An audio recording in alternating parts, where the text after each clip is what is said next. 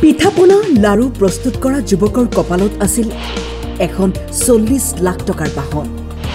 কি ভাগ্য যে এনেকৈ লগ দিব ভবাই নাছিল। মাত্ৰ 100 টকাত পালে 40 লাখ টকীয়া বাহন। প্ৰীতম দাসৰ কপালতেই আছিল সেই টয়োটা ফৰ্চুনাৰখন। হাউলি ৰাস মহোৎসৱত দ্বিতীয় পুৰস্কাৰ লাভ কৰি অতি আনন্দিত পৰিয়ালটো।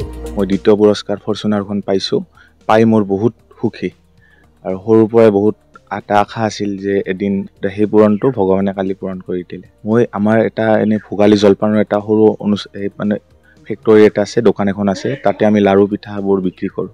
আমি প্ৰতি বছৰে মাঘৰ সময়ত লাৰু পিঠাবোৰ বিক্ৰী কৰোঁ, কিন্তু আমি টকাৰ অভাৱত আমি বেলেগৰ পৰা টকা ধাৰ লৈ আনি কৰিব লগা হয়।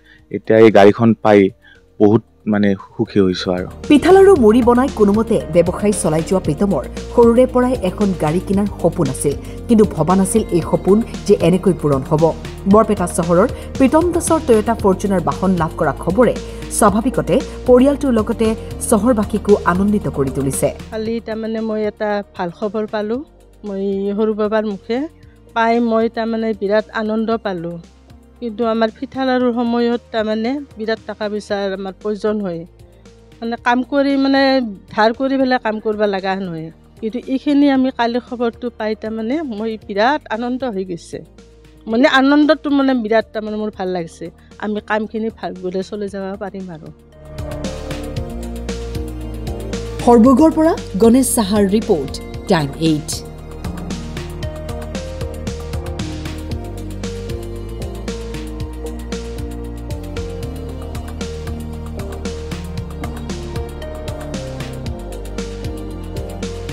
মই দ্বিতীয় পুৰস্কাৰ ফৰ্চুনাৰখন পাইছোঁ, পাই মোৰ বহুত সুখী আৰু সৰুৰ পৰাই বহুত এটা আশা আছিল যে এদিন সেই পূৰণটো ভগৱানে কালি পূৰণ কৰি দিলে। মই আমাৰ এটা এনে ভোগালী জলপানৰ এটা সৰু মানে ফেক্টৰী এটা আছে, দোকান এখন আছে, তাতে আমি লাৰু পিঠাবোৰ বিক্ৰী কৰোঁ।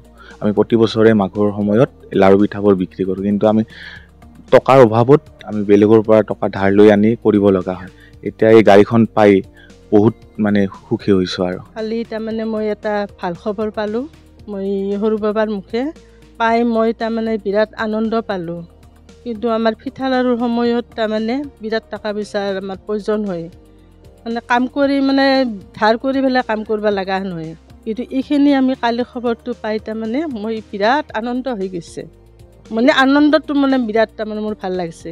আমি কামখিনি ভালদৰে চলি যাব পাৰিম। আৰু মই দ্বিতীয় পুৰস্কাৰ ফৰ্চুনাৰখন পাইছোঁ, পাই মোৰ বহুত সুখী আৰু সৰুৰ পৰাই বহুত এটা আশা আছিল যে এদিন সেই পূৰণটো ভগৱানে কালি পূৰণ কৰি দিলে। মই আমাৰ এটা এনে ভোগালী জলপানৰ এটা সৰু মানে ফেক্টৰী এটা আছে, দোকান এখন আছে, তাতে আমি লাৰু পিঠাবোৰ বিক্ৰী কৰোঁ। আমি প্ৰতি বছৰে মাঘৰ সময়ত লাৰু পিঠাবোৰ বিক্ৰী কৰোঁ, কিন্তু আমি টকাৰ অভাৱত আমি বেলেগৰ পৰা টকা ধাৰ লৈ আনি কৰিব লগা হয়। এতিয়া এই গাড়ীখন পাই বহুত মানে সুখী হৈছোঁ। আৰু কালি তাৰমানে মই এটা ভাল খবৰ পালোঁ, মই সৰু বাবাৰ মুখে পাই মই তাৰমানে বিৰাট আনন্দ পালোঁ।